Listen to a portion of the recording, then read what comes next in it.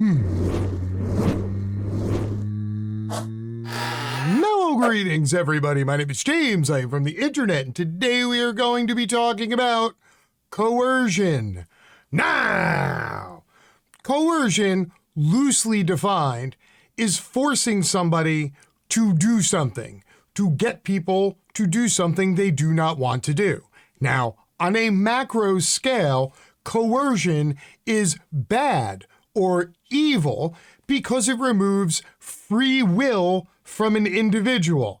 Now, here in the United States of America, in a legal sense, there are many forms of coercion that have been banned, that are illegal, including slavery, physical intimidation, that sort of thing. So, here, we are forced to find new, unique, and creative ways to coerce people to do things that they don't want to do, to force people to act against their own best interests. And so what I wanted to do today was show you what it looks like when somebody is hell-bent on a crusade to coerce a whole bunch of people to do something they don't want to do, and how they are legally doing it by any means necessary.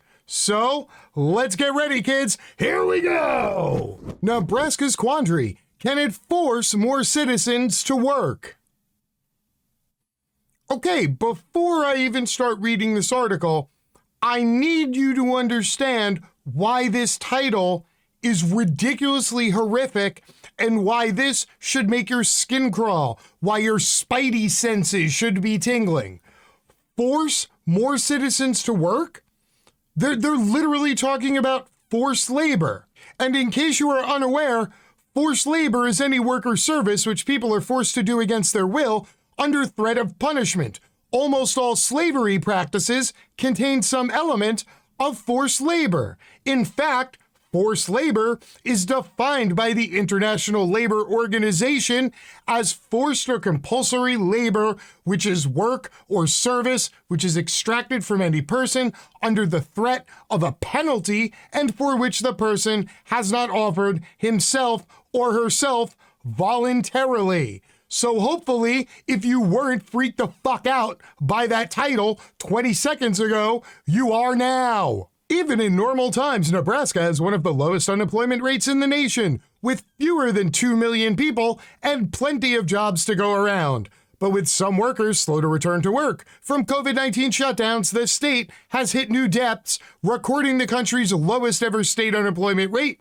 of 1.8%. Now, Governor Pete Ricketts, who frequently expounds on the value of work, is confronting an intriguing question. Can a governor force citizens to work, even if they apparently aren't eager or able to do so? Well, good Lord, I hope the answer is no, because forced labor is bad. Ricketts is certainly trying every option imaginable to get Nebraskans into jobs, including requiring people to confer with job coaches before seeking unemployment benefits. Quote, there's going to be a lot of different things we're going to have to do to reach each individual. And if they're not working for whatever reason, get them back into the workforce, said Ricketts recently. So hopefully by now you've guessed that Ricketts is one of those people who likes to put out the grinder mentality. And no, I'm not talking about the app, which seemingly catches tons of Republican lawmakers in bathrooms and airports, and the whole thing's very weird. No. I'm talking about a grinder worker attitude. That's right, people. You should be out there grinding 40, 50, 60 hours a week, slinging your labor around like a doobie at a biker rally, just passing it around. You get some labor, you get some labor, you get some labor. I wonder what Governor Ricketts' personal work ethic is like. Surely this article will point to him being a real grinder himself, and, that's why he dispenses such a grinder attitude towards others and expects them to have the same hard-nosed work ethic. Please let that be a thing so that I don't have to go into another diatribe about what a piece of shit hypocrite this dude is. Quote, jobs help create great financial independence for Nebraskans and their families, giving them the dignity to achieve their dreams, said the two-term Republican governor, who is part of the Ricketts family, whose estimated $4.5 billion in wealth originated with the creation of the online brokerage Ameritrade.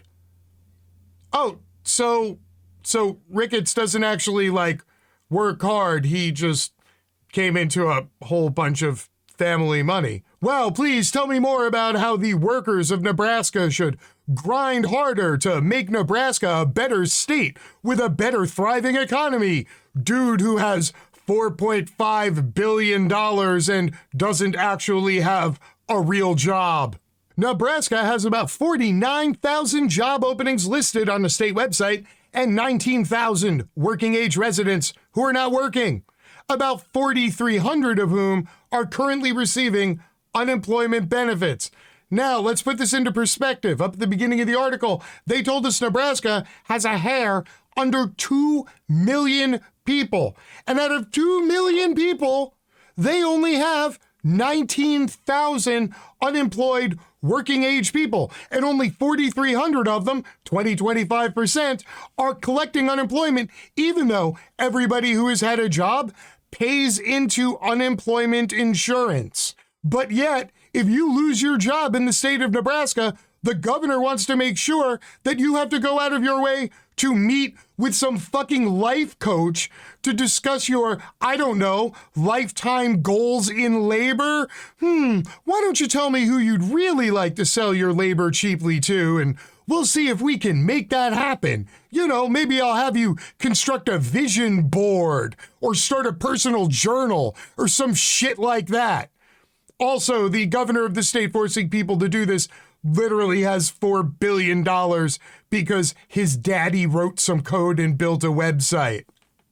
Among the unemployed is Sonya, an Omaha mother whose daughter and son have autism and a rare autoimmune disease that makes them exceptionally vulnerable to viruses. Redding previously worked as a reseller and ran her own booth at a flea market, but stopped after the pandemic hit. She survived on federal stimulus money, unemployment, Social Security income, and her own savings, but lately has reduced her spending to a bare minimum so she can stay home with her children. Quote, "I would love to get back to work," she said. "I'm a normal parent and would like to have time away from my kids sometimes. But this is what we've got to do right now. It's definitely draining." Redding said employers she's talked to want her to come into the office, so she can pick up something like coronavirus and then bring it home to her 2 children, who have autoimmune diseases. Wow, that sounds great. And meanwhile, Governor Ricketts wants to send a fucking life coach to her house to coerce her into going back into the workforce. Also, Governor Ricketts, are you giving people, some kind of paid or discounted daycare for their children so that you can force all these mothers back to work? Because if you aren't, then, maybe you should go fuck yourself. In a Chamber of Commerce survey, more than 90% of chamber members identified worker shortages as their biggest concern. In Lincoln, Nebraska's second-largest city, Kawasaki Motors Manufacturing has been unable to meet customer demand for its jet skis, ATVs, subway rail cars, and aircraft parts. Quote, "I would hire 150 people right now if I could," said Brian Seck, the company's chief talent management strategist. I wonder if his hiring strategy includes offering people a good enough wage that the job becomes attractive enough that they decide to become unemployed and go to work for such a great company as Kawasaki Motors. Go ahead, tell me, what was your plan to hire people there, Brian? Kawasaki has begun offering more consistent hours and $18.10 an hour starting hourly wage and a tuition reimbursement program. Wait a minute, Brian, you just started offering $18 an hour and more consistent hours? Seriously? And you're complaining you can't find workers? Bruh, do you smell almonds right now? Are you having a fucking stroke? Have you not been reading the news? Nabisco Mondelez workers, John Deere manufacturers, all of these fucking jobs are paying a shit ton more than $18 an hour and inconsistent schedules. If I didn't know better, I'd say there isn't a labor shortage around Nebraska, but rather a good-paying job shortage. And Brian is just full of shit because he knows that his governor, the guy with the bullwhip, is gonna everybody back to work through some form of strong-armed coercion. Mitch Tempest, the owner of two Fernando's Cafe and Cantina restaurants in the Omaha area, said he's been trying unsuccessfully to lure back some of the servers and bussers he laid off last year, even offering raises that increased his labor costs by more than 20%. And brought average wages up to $13 or $14 an hour. And with new hires, quote, it's even hard retraining them. Sometimes people will work for 2 or 3 days and then we never see them again. Hey, everybody, show of hands, working class people. How many of you have just bailed on a job after a few days or a week? Cool. Okay, second question. Show of hands. How many of you bailed on that job because either the job or the customers were so shitty that it wasn't worth the money? So I can't see through the camera, but I'm going to assume a whole lot of you are raising your hands. Also, I'm going to assume that a lot of you are watching this at work, which you should be doing, because totally watch my shit on the company's dime.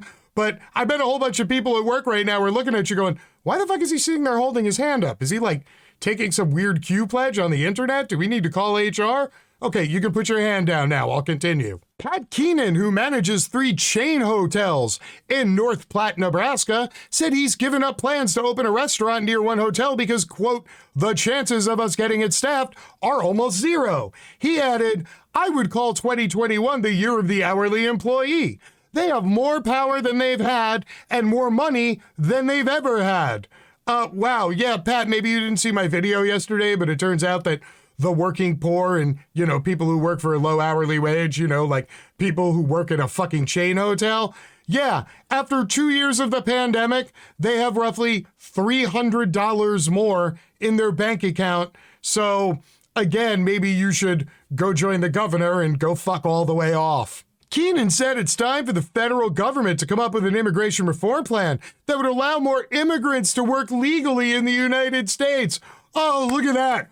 Republicans hate immigrants until they figure out they can't get enough white people to come do shitty jobs for $9 an hour. And then all of a sudden they're like, hola, mi amigo, como esta hotel? Quote, I think we're back at the stage where we need an influx of hard-working people again. I hate to say it, but it feels like a lot of existing Americans feel a little entitled and have lost their work ethic, said Mr. Keaton, the guy who owns 3 hotels and feels that he is entitled to other people's labor as cheaply as possible so that he can profit without laboring. Cool story, bro. Now, I'm going to show you a couple pieces of information that will make this article make a little more sense. Number 1, this is Nebraska. Maybe a lot of you haven't seen it before.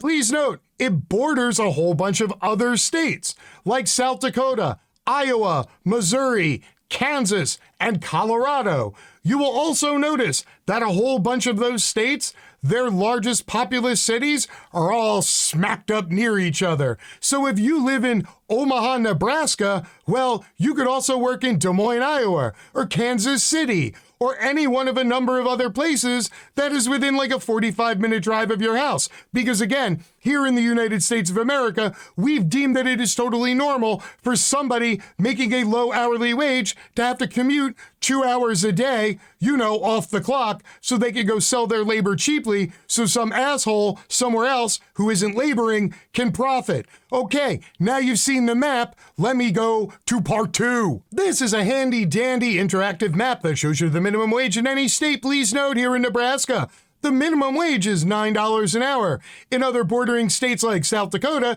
it's $9.45 an hour. In Missouri, it's $10.30 an hour. And in Colorado, the minimum wage is $12.32 an hour. So, people who live in the state of Nebraska, around the border of the state, where most of the cities are, well, they've been driving over the border into other states to go sell their labor for much higher amounts. Also, let me show you a subsection of this here interactive map.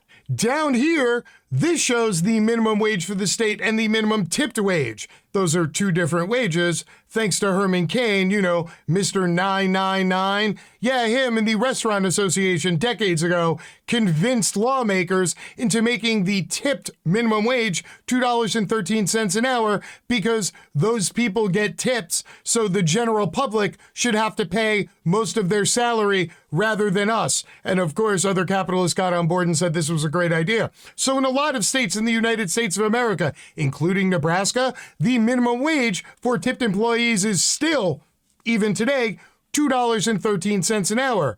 However, there are some states around Nebraska where it turns out you can make a lot more. Like, for example, in Colorado, where the state minimum wage is $12.32 an hour, the minimum tipped wage is $9.30 an hour. That's more than $7 an hour more, sans tips, to work in the food service industry in the state of Colorado rather than the state of Nebraska. Now, in Kansas, it's also $2.13 an hour, but please note, down here, even in Missouri, $5.15 an hour for hourly tipped labor. So you see, the state of Nebraska is quite literally doing as little as possible to entice people to come back to work, which is why the government is going out of its way, with the governor at the fore, to coerce people to have to go back to work. So what does this mean for you, the average viewer at home, the fellow member of the working class? Well, it means that undoubtedly, regardless of where you live in this amazing country of ours, somewhere there is some rich, old douchebag who's trying to come up with a way to coerce you to work for as little as possible. And whether he's going to use regular or irregular means, whether he's going to use basic economics to choke you into it, or he's going to use the government to physically force you into it, this is happening all around the country. So everybody, keep your eyes open, stay organized, unionize your workplaces, demand better, withhold your labor, because if you don't do these things, invariably, that person I just told you about, who undoubtedly exists in every state, is going to come up with a way to have your government or your economy force you to do something you don't want to do for far less than you should be paid to do it. Until next time, my name is James. I am from the internet, and I am out. Peace.